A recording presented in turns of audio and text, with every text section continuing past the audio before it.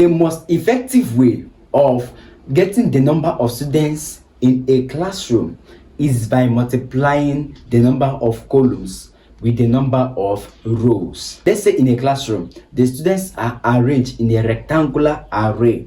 The way of knowing the number of students in this class is by counting the number of rows and multiplying it by the number of columns. This brings us to the mathematical study of matrices.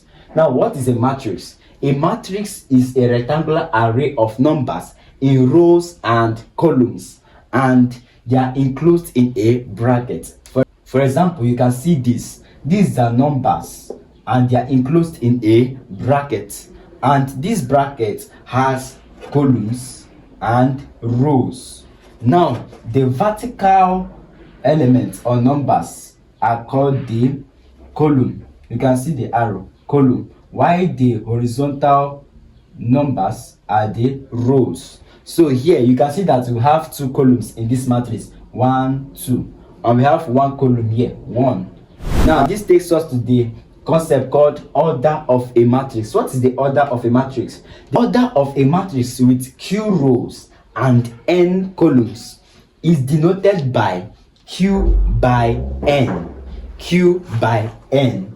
Here q is the number of rows and n is the number of columns. Now we have 3 rows here, 1, 2, 3, and we have 2 columns, 1, 2. That means the order of this particular matrix will be 3 by 2. So this is a 3 by 2 matrix. And this one also, we just have 1 column and 3 rows, 1, 2, 3. So remember, the row is going to come first. So we are going to have 3 by 1 matrix. So this is a 3 by 1 matrix. That is that for the order of a matrix. Now you must note this, that a matrix with equal number of rows and columns is called a square matrix. A matrix that has equal number of rows and columns is called a square matrix.